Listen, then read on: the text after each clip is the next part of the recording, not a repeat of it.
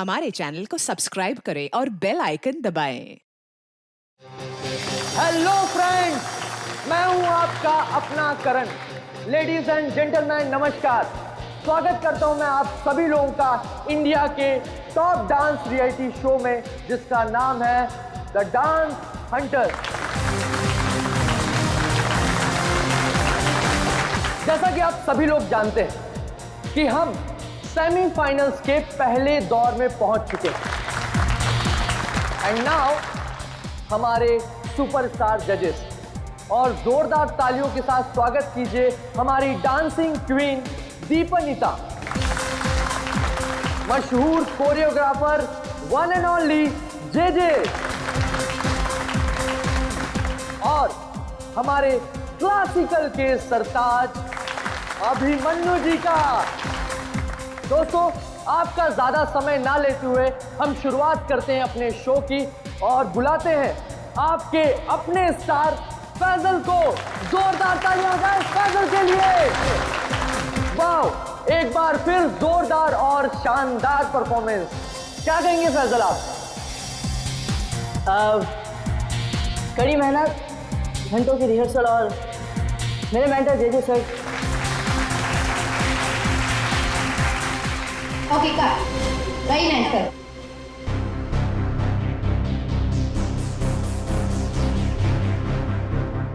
फैजल का एटीट्यूड देखा? ऐसा लग रहा है ऑलरेडी जीत चुका है। स्टार है ना, एटीट्यूड तो आ ही जाएगा। ऑनलाइन वोटिंग पोल्स हम और हमारे जजेस भी तो उसी की तरफ है। अभिमन्यु जी, मैं तो ये शो छोड़ दूंगा बस। डोंट वरी, ये सब ज्यादा देर तक चलने वाला नहीं। हम लोग इसके बारे में बाद में बातें करेंगे, ओके? ठीक है। Mind blowing performance, mind blowing. मजा आ गया, छा गए। क्या बात है। मैं चाहता हूं कि आप इस स्पेशल एपिसोड के एंड में एक स्पेशल परफॉर्मेंस करें। वाह वाह, क्या बताऊं? बहुत सही है। ये मेरे कॉन्ट्रैक्ट में नहीं है। मानिकाल जी क्या है सर? अरे फैसल बेटा, ऐसे तनक के मत आओ, वरना तुम्हारे मानिक अंकल को हार्ट अटैक आ जाएगा। इससे अच्छा बेटा यही शो कर दो। बस एक परफॉर्मेंस का सवाल है ना? मैं कोई स्पेशल डांस नहीं करने वाला। फैजल जी, मेरी बात सुनिए। फैजल जी, अरे बात तो सुन लीजिए। मना कर रहा हूं। मानेगा, अपना ही बच्चा है, मानेगा। आइए आइए, शो देखिए, मानेगा वो। नहीं नहीं, ऐसा नहीं हो सकता। अच्छा, मिलकर बात करते हैं।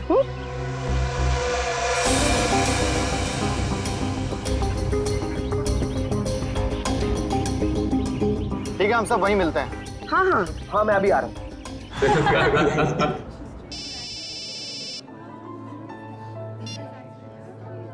हेलो, क्या? अरे वो क्या समझते हैं, जैसा वो चाहते वही होगा। मैं ऐसा कुछ नहीं होने दूंगा। डोबो, कर क्या रहे हो तुम? ये क्या स्टेप्स हैं? लोग नीचे से ऊपर जाते हैं और तुम ऊपर से नीचे आ रहे हो। इस मुकाम पर पहुंचने के बाद मुझे तुम्हारी पूरी मेहनत चाहिए। Got that? सिमरन, रुकना मत। मेरी नजर तुम पर भी है। So keep dancing.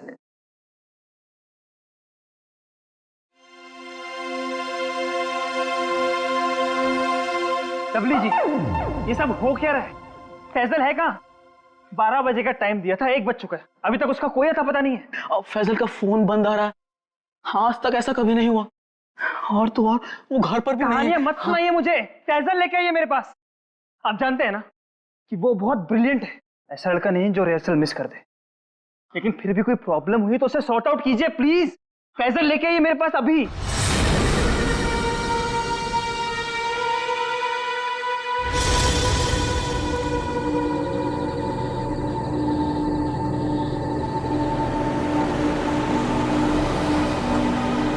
रुकिए।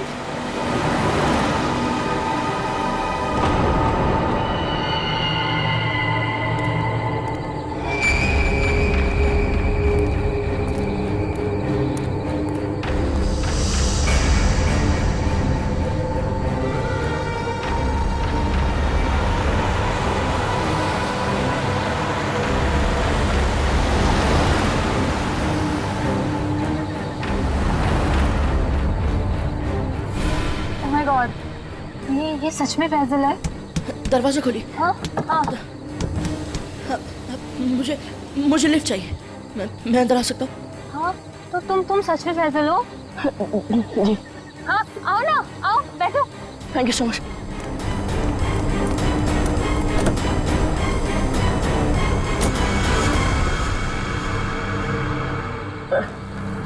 चलिए।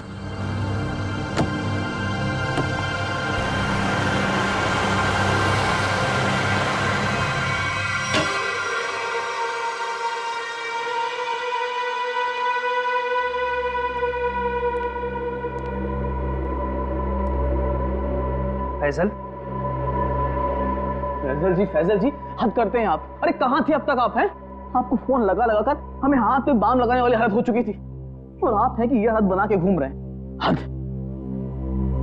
सॉरी दिल विजय,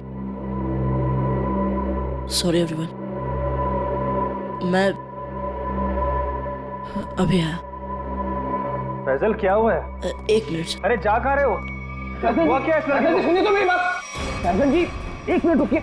फैजल जी 1 मिनट रुकिए। इस तरह कहाँ से आ रहे हैं फैजल? इसकी हालत देखी तुमने? अरे अरे अरे फैजल जी, अरे फैजल जी, फैजल जी।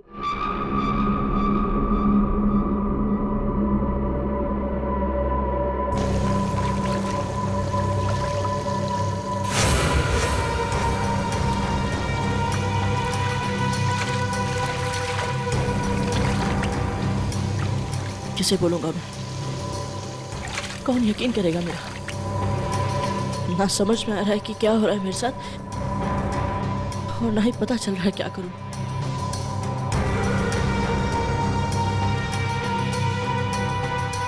फैजल जी खोलिए ना। फैजल जी आप हमें बहुत सताते हैं। अरे खोलिए ना। अरे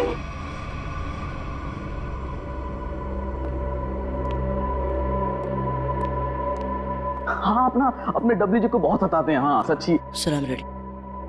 फैजल देखो, अगर तुम ठीक महसूस नहीं कर रहे हो तो तुम्हारी रिहर्सल्स हम लोग कल भी रख सकते हैं। It's okay. नहीं सर, मैं ठीक हूँ। वो रास्ते में वो किसी काम के लिए रुक गया था, इसलिए थोड़ी देर हो गई। मैं रेडी हूँ। ओके। फैजल जी आप ठीक तो हैं? एम्बुलेंस बुलाओ को जल्दी से। एम्बुलेंस बुलाओ। नहीं एम्बुलेंस नहीं। हाँ, मैं हॉस्पिटल नहीं जाऊँगा। फैजल मैं ठीक हूँ सर।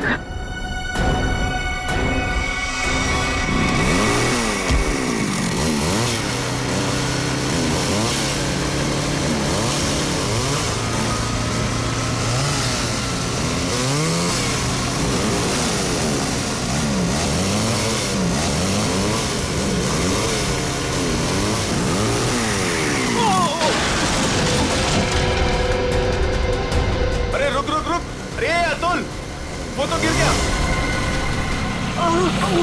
अरे अतुल, अरे मेरा घुटना। आराम से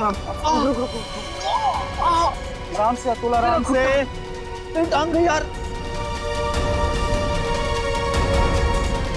अबे वो सेट पड़ा है, इसे उधर ही बिठाते। चलो अबे बाइक चलाना छोड़ दे, तुझे नहीं आती बाइकिंग। बहुत दर्द हो रहा है यार। बस बहुत होगा। चल आराम से लेके आ जाओ। आराम से। अरे यार ये क्या है? आराम से।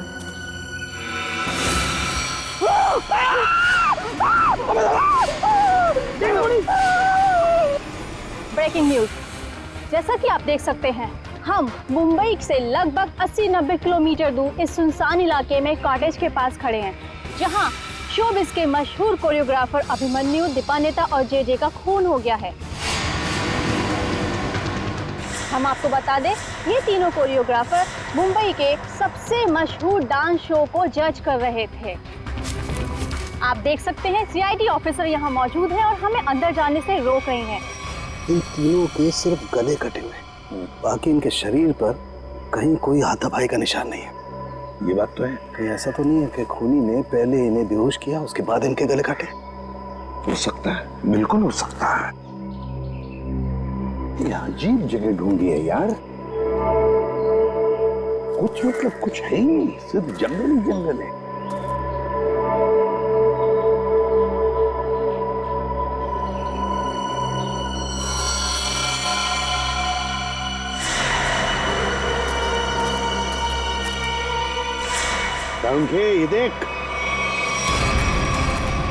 ये देख, खून से सना हुआ पंजे का निशान।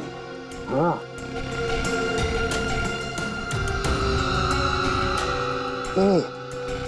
ये किसका हो सकता है? इस खूनी का भी हो सकता है या फिर इन तीनों में से किसी का। इसका ब्लड सैंपल लेते हैं और डीएनए टेस्ट करते हैं। हाँ कर ले, पता चल जाएगा। और ये देख, जूते का निशान है।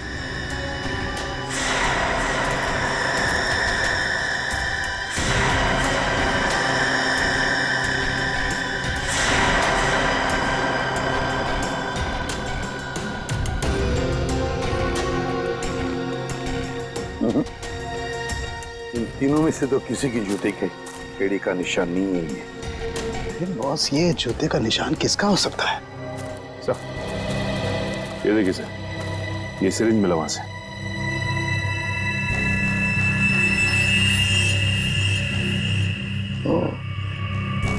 तो कहीं इसी सिरिंज में से तो वो बेहोशी की दवा नहीं दी गई इन तीनों को?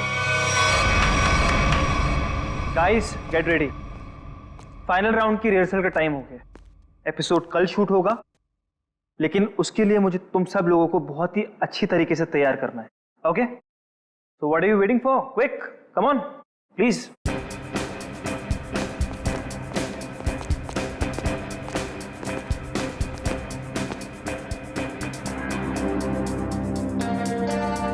अरे फैजल जी उठिए उठिए उठिए उठिए, सबसे पहले रिहर्सल आपको ही तो शुरू करनी है। आखिर आप हमारे शो के स्टार जो हैं?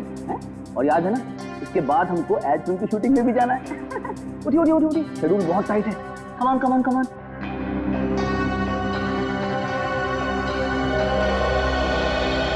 वो मेरे घुटने और मेरी कोहनी में चोट लगी है, तो मैं डांस नहीं कर सकता। क्या? कोहनी और घुटने में चोट? फैजल, ये सब कब हुआ और कैसे? चलो आज का नाटक शुरू। अब हो गई रिहर्सल हमारी। अरे कुछ सुना तुम लोगों ने? कुछ सुना? इस शो का क्या होगा? क्या हो गया? बर्बाद हो गया मैं तो, बर्बाद। अरे सर, हुआ क्या है? अरे तुम लोगों ने न्यूज़ नहीं देखी? अरे अपने शो के तीनों जजेस का मर्डर हो गया है। बर्बाद हो गया। हाँ, खून हो गया। क्या होगा मेरे शो का? क्या होगा? मैं घर जाना चाहता हूँ। अरे कमाल करते हैं आप, कमाल करते हैं फैसल जी। अरे इतना बड़ा कांड हो गया और आप पर इसका कोई असर नहीं। देखिए, आपको पता है ना, वो तीनों इंसान इस शो के जज थे और आपको बहुत पसंद करते थे। मैंने कहा ना, मैं घर जाना चाहता हूँ। अरे फैसल जी रुकिए तो, फैसल जी।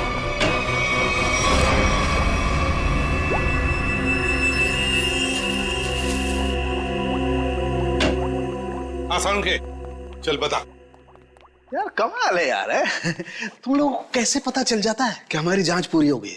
एन वक्त पर धमक जाते हो यार तुम लोग। वो क्या है ना सालुंके के इतने साल तेरे साथ काम करने के बाद हम समझ जाते हैं। Oh my God.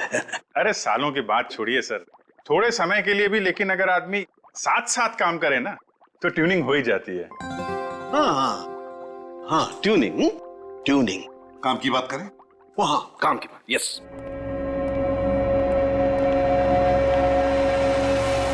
बस किसी ने बहुत ही इत्मीनान से इन तीनों को मारा।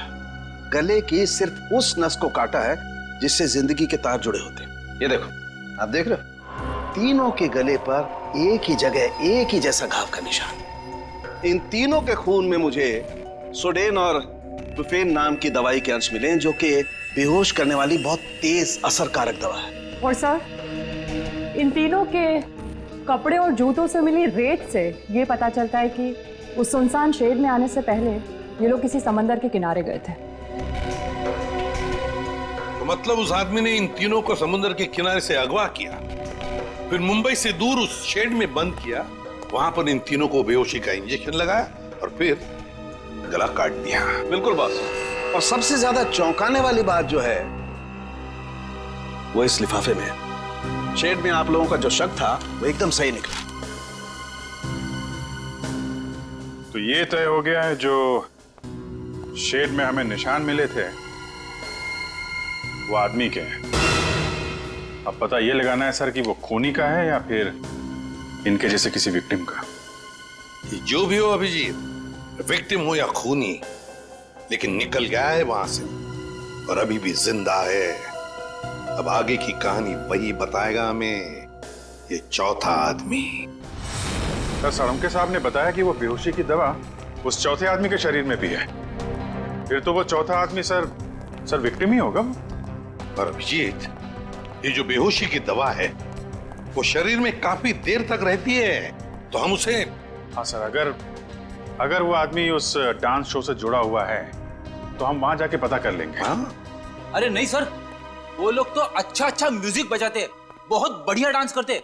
मेरी वाइफ तो उस शो की इतनी बड़ी फैन है कि बार बार रिपीट टेलीकास्ट देखती रहती है। अरे फ्रेडी, उस शो की चकाचौंध के पीछे क्या चल रहा है किसे क्या पता। वो तीनों लोग उस शो को जज कर रहे हैं तो तीनों मारे गए। सर, हाँ सर, तीनों विक्टिम्स ने जो फोन कॉल किए थे उनके फोन की आखिरी लोकेशन जूह सर्कल थी। उसके बाद कोई मूवमेंट नहीं हुई सर। उनकी आखिरी लोकेशन जूह सर्कल? और अभिजीत, जूह के समुद्र का किनारा तो वहां से बिल्कुल नजदीक है। सर उनके कपड़ों और जूतों पर रेत वहीं से आई होगी। अभिमन्यु जे दीपन्नेता, इन तीनों के फोन का आखिरी लोकेशन जूह सर्कल था और फिर उनके कपड़ों पर और जूतों पर रेत मिली थी, समुद्र की रेत। और ये टापू, ये जूह बीच, उस जगह से बिल्कुल करीब है। यहीं पे पूछताछ करते हैं। नसीब की बात है सर, लोग यहाँ चौपाटी घूमने आते हैं और हम लोग यहाँ इंक्वायरी करने आते हैं। और नहीं तो क्या सर, ड्यूटी पे एक बर्फ गोला खाने को नहीं मिलता है। सचिन, काम करो, ये केस खत्म हो जाने के बाद इन दोनों को यहाँ समुंदर में 4-5 घंटे तैरने की प्रैक्टिस करवाओ। अरे नहीं सर। चलो काम पर लगाओ, गोला खिलाता हूं अभी।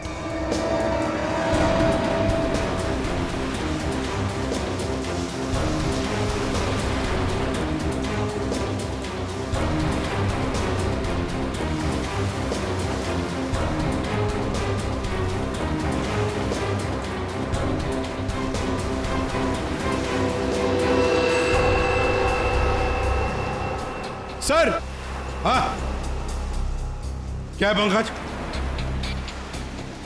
सर, इस आदमी के गले में चेन देख रहे हैं सर? हाँ सर, ये डांसिंग शो के जज जेजे के गले में मैंने देखी थी सर। जेजे के गले में? हाँ सर।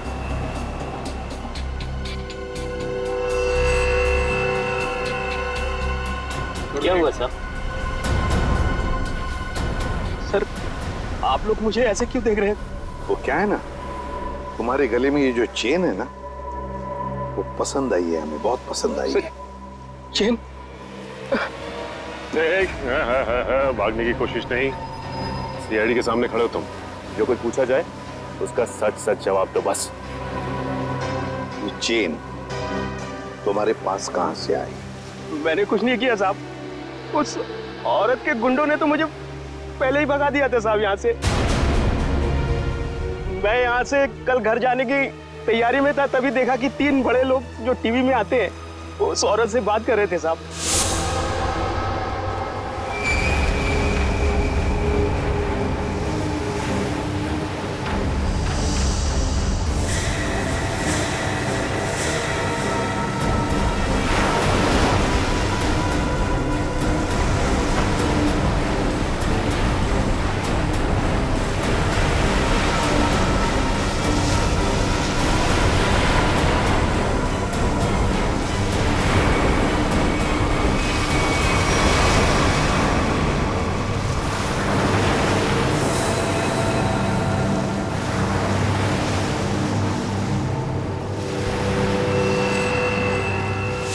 सर, हो सकता है इन तीनों खून में उस औरत का हाथ।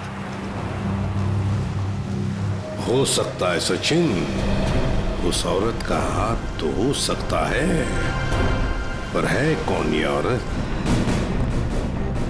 अपनी रिहर्सल रोक दीजिए।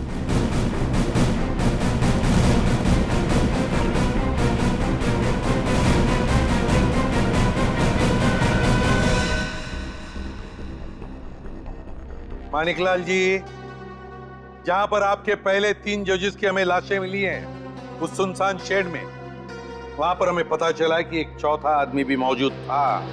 उसके कुछ निशान भी मिले हैं और उन तीनों के साथ साथ उस चौथे आदमी को भी वो बेहोशी की दवा दी गई और हमें शक है कि वो चौथा आदमी आप में से कोई है।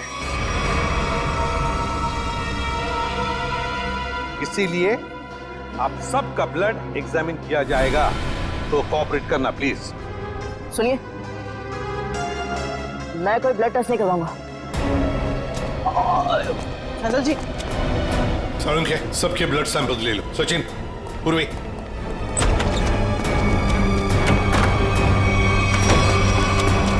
फैसल जी बात तो सुनिए, खोलिए खोलिए प्लीज। फैसल जी, फैसल भाई दरवाजा खोलिए। मैंने कुछ नहीं किया साहब। फैजल, फैजल बेटा दरवाजा खोलो।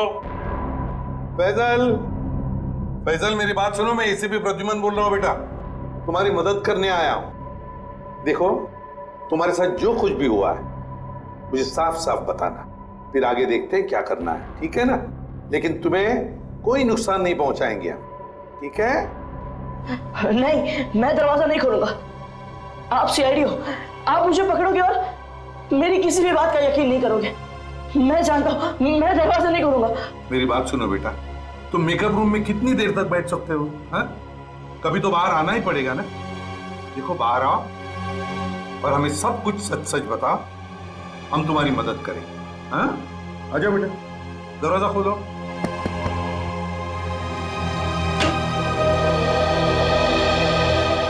हाँ, आ जाओ बेटा, चलो। अब बताओ बेटा, क्या हुआ था तुम्हारे साथ? सब कुछ बताओ। मैं वो चौथा इंसान हूं जो उस रात हमारे तीनों जजेस के साथ उस शेड में था। मेरे ब्लड में भी आपको वही ड्रग मिलेगा सर। और ये देखिए, ये वही कटा निशान। मुझे तो लगा कि मैं मर गया, पर मैं बच गया था। एक बात बताओ बेटा, तुम और वो तीनों जजेस वहां पहुंचे कैसे? मैं ये शो छोड़ना चाहता था सर, क्योंकि आगे बढ़ने के लिए मैं इंडिया से बाहर जाना चाहता था, पर इस शो की वजह से, इन स्पॉन्सर्स की वजह से मैं जा नहीं पा रहा था। यही बात डिस्कस करने के लिए मैं अपने मेंटर जेजे सर के स्टूडियो गया था। इतनी हिम्मत आ गई तुम्हें? How dare you! एक तो यहां चली आई और ऊपर से ये तेवर। मैं तुम्हें पहले भी समझा चुका हूं कि मेरे सामने गिड़गिड़ाने से तुम्हें कुछ नहीं मिलने वाला।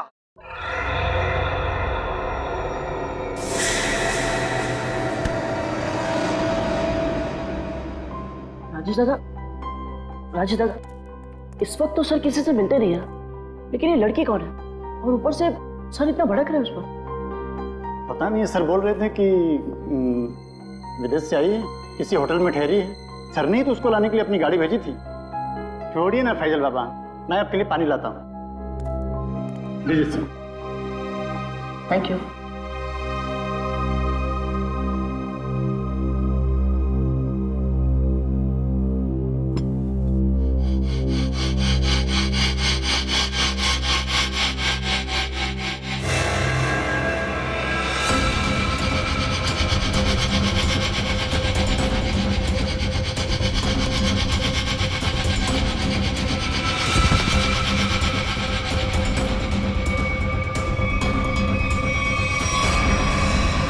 और जब मेरी आंख खुली तो मैं उस शेड में था।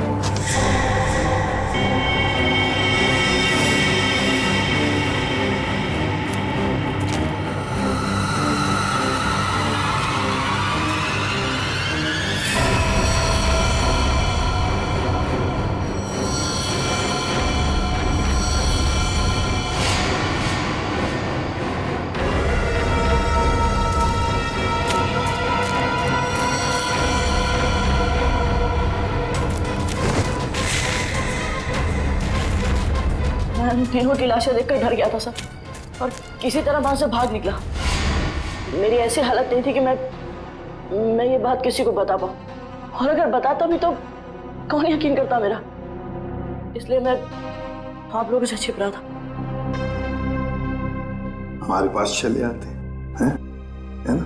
चल कोई बात नहीं, ये तो तुम्हारी तकदीर अच्छी थी कि तुम बाल बाल बच गए। लेकिन देखना, उस खूनी को हम जरूर पकड़ेंगे, छोड़ेंगे नहीं उसे, और तुम्हें जो मदद चाहिए हम सब करेंगे, ठीक है? चलो।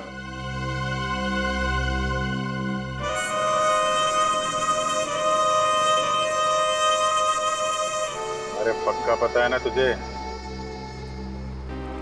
हाँ साहब, आज सुबह मेरे आदमी ने उसे यहीं देखा था। कल से मैं भी नजर रख रहा हूं, मगर अब तक वो यहां नजर आया ही नहीं।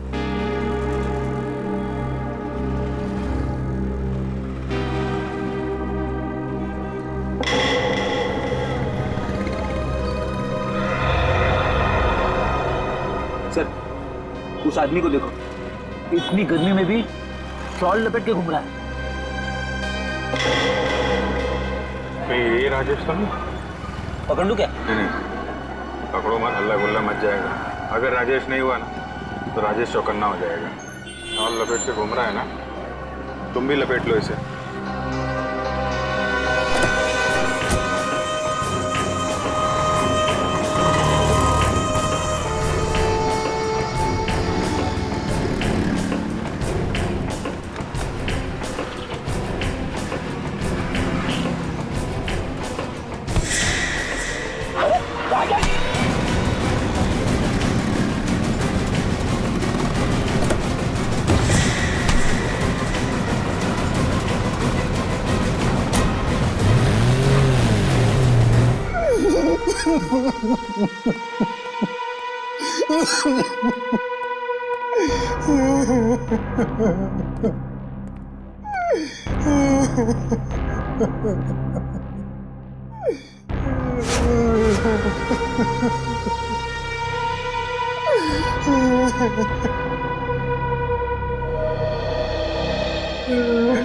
क्या हुआ इसे?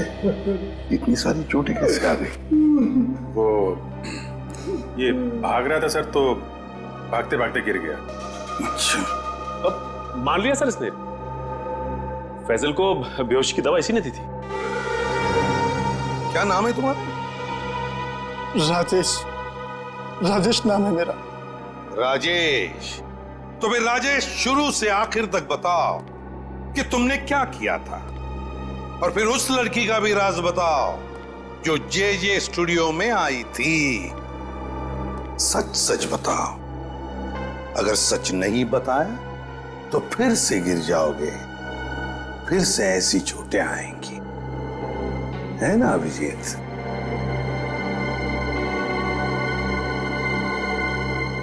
सर, मेरी तो बस इतनी सी गलती है, बस इतनी सी गलती है कि उस लड़के की बात मानकर मैंने फैजल को पानी में ड्रग मिला कर दिया,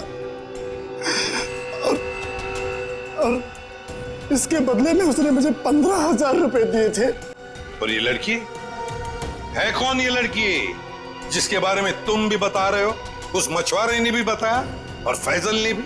आप तो उसे मिले होंगे सर। कहाँ मिले मुझसे? डांस शो के सेट पर।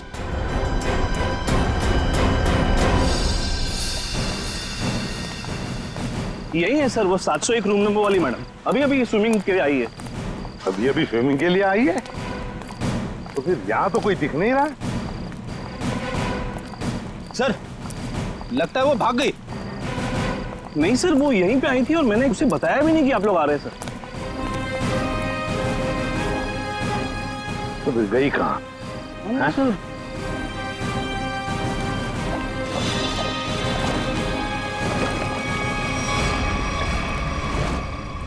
चलो होटल में देखते हैं।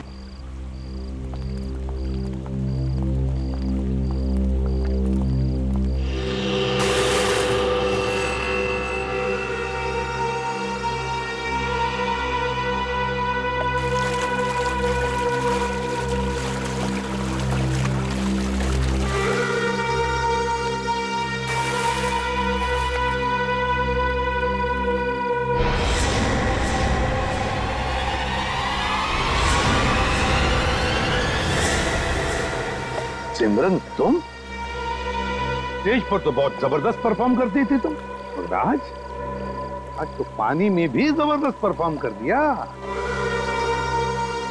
अच्छा हुआ आप बड़ी जल्दी पानी से बाहर आ गई, नहीं तो सर्दी जुकाम हो जाता और अपना गुनाह भी कबूल नहीं कर पाती। सिमरन कहां भागोगे? सचिन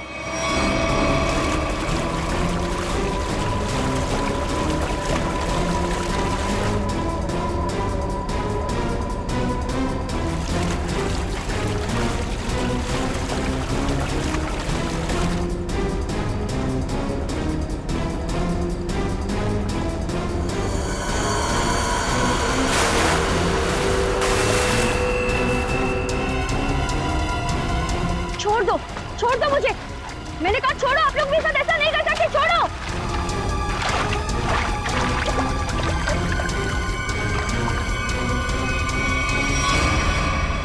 सिमरन कुमार, फैजल के बाद की दूसरे नंबर की सफल प्रतियोगी।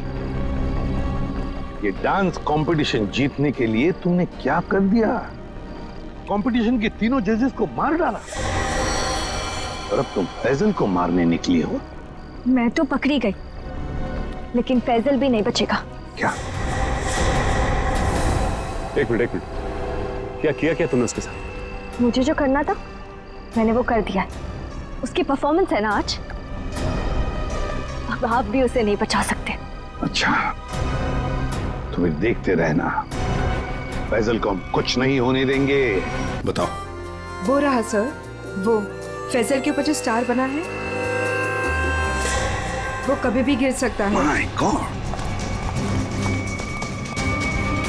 फैजल! हाँ, मैं ठीक हूँ। तुम ठीक हो बेटा?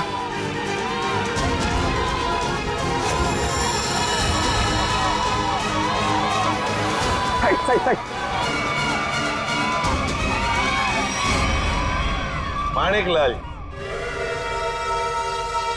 माणिकलाल जी, डांस शो में तो बहुत नचा लिया लोगों को, अब जरा खुद भी नाचिए।